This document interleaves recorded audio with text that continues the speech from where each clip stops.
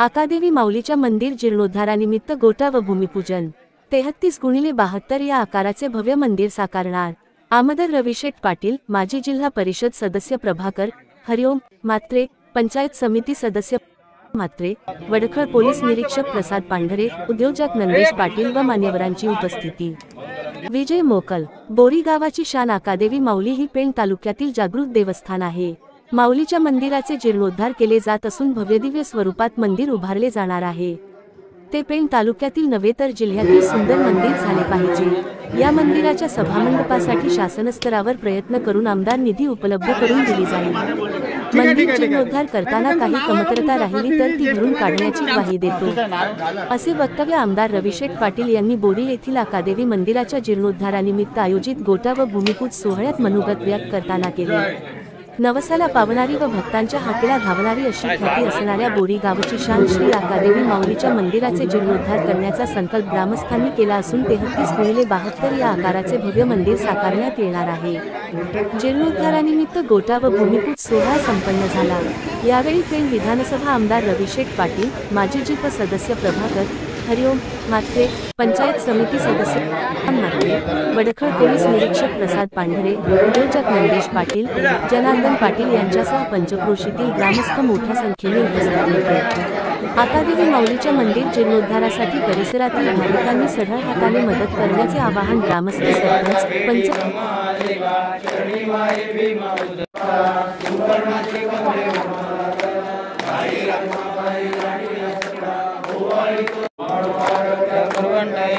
चंद्रभागे मध्ये सोन्या देती पाशा मेद वाचून कोणपूर्वी लाशा नरहरी तल्लिंदा पदपंकज देशा देवी जय चरण मंदन पायन रूप तुझे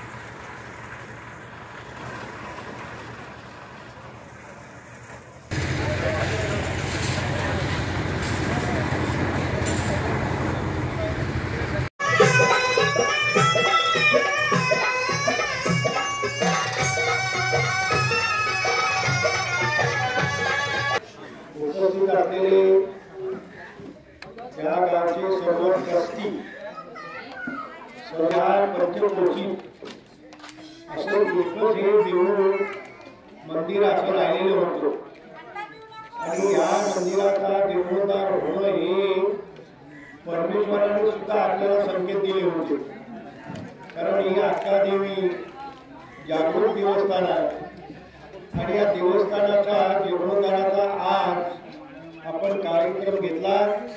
खरं म्हणजे तुम्हाला सर्वांना धन्यवाद दिले पाहिजे या मंदिरासाठी। या ठिकाणी या पंचक्रोशीतलं हे महत्वाचं देऊळ आहे।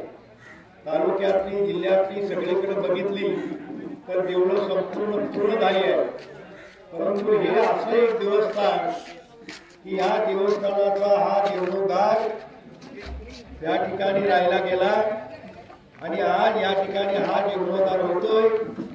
हे आपल्या सर्वांना धन्यवाद मी देतो की अशा पद्धतीनं हे आज मला बघून समाधान आहे, कारण ह्या देवस्थानासाठी येण्यासाठी मला वाटतं 90 सालाला मी रस्त्यासाठी निधी टाकली होती, 10 की 12 कोटी 12 रुपये त्यावेळी 90-92 साली। आता त्याच्यानंतर हे इथं या पंचक्रोशीचं देवस्थान आणि हे पंचक्रोशीचं देवस्थान या ठिकाणी उभा राहतोय। मला आज काही लोकांनी सूचना केली, परंतु या ठिकाणी याच्या सभा मंडपासाठी समाज मंदिरासाठी आपल्याला जी माझ्याकडून आमदार निधीतून जेवढी मदत होईल तेवढी मी निश्चित करीन। आणि आपल्याला काय कमतरता भासतोय, 10 लाखाचा लिमिट आहे, पण आणखी काय कसं वाढवून देता येतील ते पण बघू, परंतु हे मंदिर चांगल्या पद्धतीने पूर्ण झालं पाहिजे। या मंदिराची शोभा ही या पंचक्रोशीतल्या भागांची आहे आणि हे पंचक्रोशीच्या भागातलं महत्वाचं देऊळ मंदिर या ठिकाणी उभं राहतोय। मला आपल्याला सांगायचं आहे की आपण या ठिकाणी आज या मंदिराचा जीर्णोद्धार केलाय। हा जीर्णोद्धार आपल्याला खरं म्हणजे भोगलावा आहे आणि म्हणून सर्वांना धन्यवाद देईन आणि मी पुन्हा येईन। परंतु या ठिकाणी काम आता मोठा आवाढव्य आहे। या ठिकाणी मला वाटते मी आता माहिती घेतली होती 70 बाय 33 आणि 70 बाय 33 म्हणजे फार मोठं आवाढव्य देऊळ आहे। या आवाढव्य मंदिराचा आज या ठिकाणी या पंचक्रोशीला उपयोग होईल। या ठिकाणी जी काय कमतरता भासेल त्या ठिकाणी मी माझं सहाय्य निश्चितपणे राहील, कारण ही अक्कादेवी माता, कारण मी पहिल्यापासून या ठिकाणी दर्शनाला येतोय। देवीच्या उत्सवाच्या टायमाला पण बऱ्याच वेळेला मी आलेला आहे। देवी आणि जागृत देवी ह्या पंचक्रोशीला सर्वांना पाहून होणारी देवी आहे, याचा आपण जीर्णोद्धार करताय। मला सर्वांना धन्यवाद देऊन मी माझे 2 शब्द पुरे करतो।